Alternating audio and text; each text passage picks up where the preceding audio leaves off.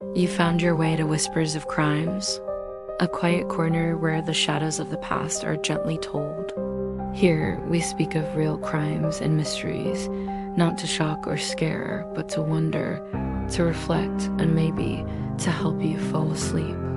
So close your eyes, let your thoughts slow down, and come with me into tonight's case.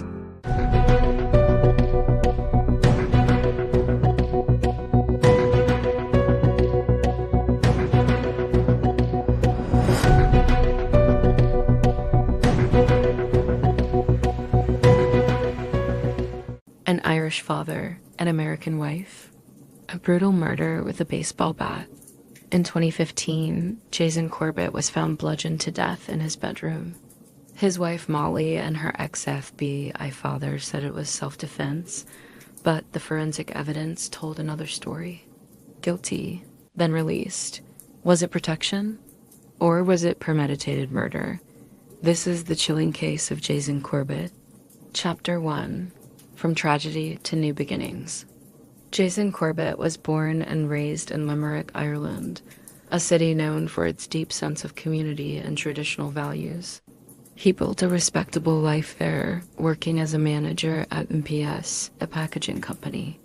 In 2006, however, Jayson's world was turned upside down when his first wife, Margaret Maggs Fitzpatrick, died suddenly from a severe asthma attack. She was only in her early 30s. The tragedy left Jayson devastated and struggling to raise their two young children, Jack and Sarah, on his own. In 2008, hoping to create a stable home life for his kids, Jayson hired an American au pair named Molly Martens through a childcare agency. Molly, a 24-year-old woman from Knoxville, Tennessee, had a degree in communications and had once aspired to be a child psychologist. She came from a deeply religious, conservative household. Her father, Thomas Martens, was a former FBI agent with over 30 years of service, and her mother, Sharon, was a homemaker. Molly quickly developed a bond with the Corbett children, and within 2 years, she and Jayson began a romantic relationship. Despite some skepticism from Jayson's family about the age difference and cultural gap, the couple married in 2011. The wedding was held in Ireland and attended by both families. Not long after, they moved to the United States so Jayson could work at an American branch of MPS. The family settled in a 2-story suburban home in Winston-Salem, North Carolina, near Molly's parents. On the surface, they appeared to be building a comfortable life, a second chance at happiness for a widower and a young woman seeking a fresh start. But underneath, tensions were already forming, rooted in control, custody, and clashing personalities. Chapter 2. A Home Divided. Life in North Carolina was not as idyllic as the wedding photos suggested. While Jayson focused on his work, tensions in the household escalated. Molly, according to some family members and close friends, struggled with Jayson's authority in parenting and household decision-making. Jayson was described by his Irish family as quiet and responsible, firm but fair. Molly, however, began voicing complaints to her parents that she felt emotionally and verbally abused. No police reports were filed, no neighbors reported hearing disturbances, and there were no documented visits by social workers. Still, Molly reportedly began journaling her frustrations and fears, journals that would later become central to the case. The friction extended beyond the couple's relationship and into the issue of the children's future. Jayson maintained that he wanted to eventually return to Ireland, where his children could be raised among their extended family. Molly was adamantly opposed. She had invested years into the role of stepmother and believed the United States, and specifically her proximity to her parents, was the best environment for the children. Meanwhile, Tom Martens remained closely involved. Despite being retired, he frequently visited the home and kept regular contact with Molly. He had a protective streak and reportedly never fully accepted Jayson. Molly and Tom exchanged numerous texts expressing dissatisfaction with the relationship. In one message, Molly claimed she feared for her life. In another, Tom advised her to document everything. The writing was on the wall. The marriage was unraveling. By mid-2015, Molly had reportedly confided to several friends that she was considering leaving Jayson. But in North Carolina, custody laws gave biological parents strong preference. Without adopting the children, something Jayson had refused to allow, Molly would have no legal standing if she walked away. She was trapped, at least legally, in a marriage heading for a collision. Chapter 3: The Night of Violence.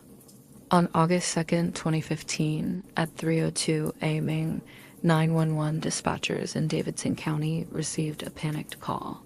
Tom Martens, then 65, reported that he had just killed his son-in-law.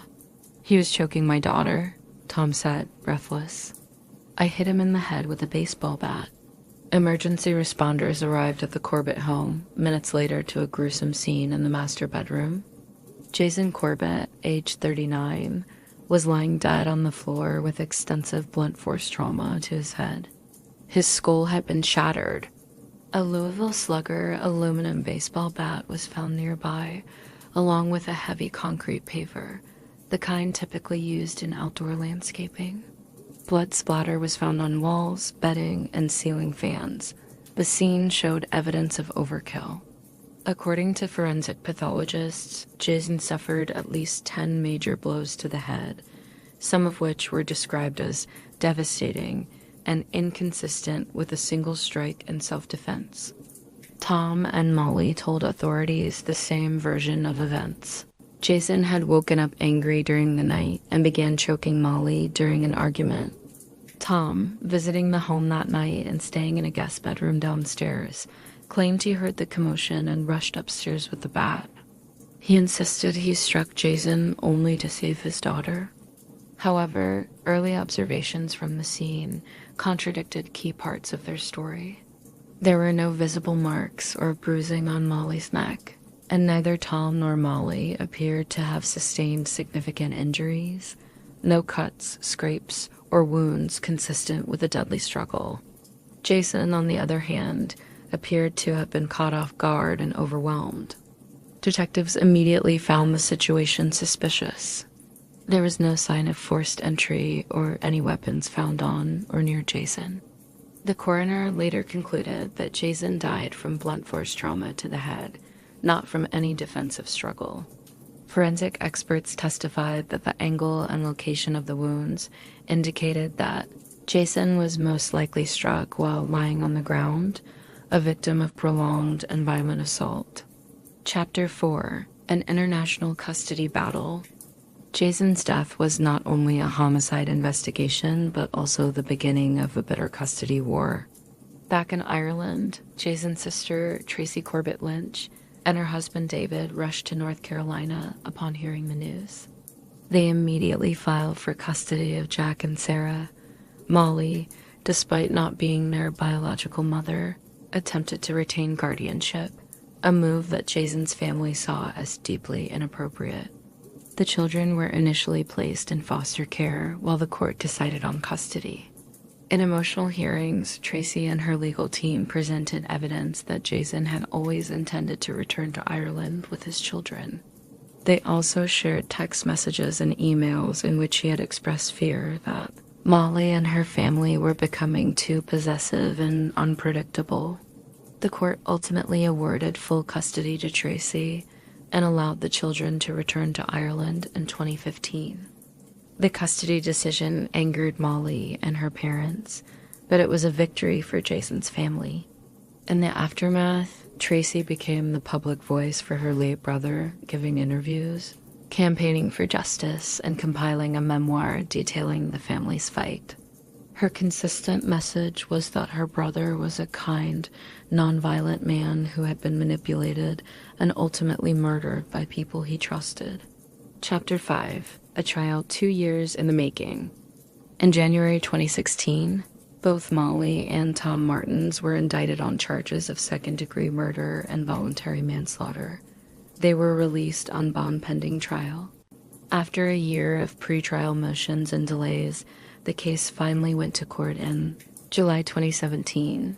The trial lasted over 3 weeks and drew intense media coverage from both sides of the Atlantic. Prosecutors argued that the killing was premeditated. They emphasized the inconsistencies in the defendant's story, the excessive number of blows, and the forensic evidence. They called multiple medical experts who testified that Jayson's injuries could not be explained by a quick struggle. They also pointed out that the concrete paving stone used in the attack had been taken from outside, suggesting forethought. The defense presented a portrait of Jayson as a violent, controlling husband. They introduced excerpts from Molly's journals, where she described being verbally abused, threatened, and afraid. Tom testified that he acted purely out of instinct, believing his daughter was in mortal danger. But the jury wasn't swayed. After deliberating for about 3 days, they found both Molly and Tom guilty of second-degree murder. In August 2017, they were each sentenced to 20 to 25 years in prison without parole. The courtroom erupted. Jayson's family wept with relief, while Molly's supporters looked on in disbelief. Justice, it seemed, had been served. Chapter 6, a verdict overturned. That sense of justice didn't last. In 2020, the North Carolina Court of Appeals vacated the convictions. The appeals court ruled that the original trial judge erred by excluding evidence related to Molly's claims of past abuse. The court stated that the jury should have been allowed to hear more of Molly's statements to therapists and friends, as well as third-party testimony about her demeanor and fears. The North Carolina Supreme Court upheld the appeals court's decision in 2021. The ruling set the stage for a new trial. For Jayson's family, it was a painful reversal.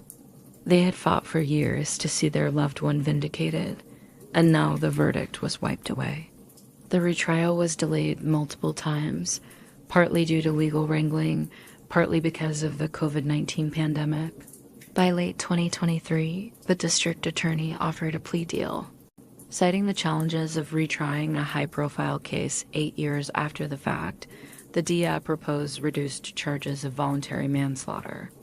Chapter 7, a controversial resolution. On November 8, 2023, Molly and Tom Martens accepted the plea deal.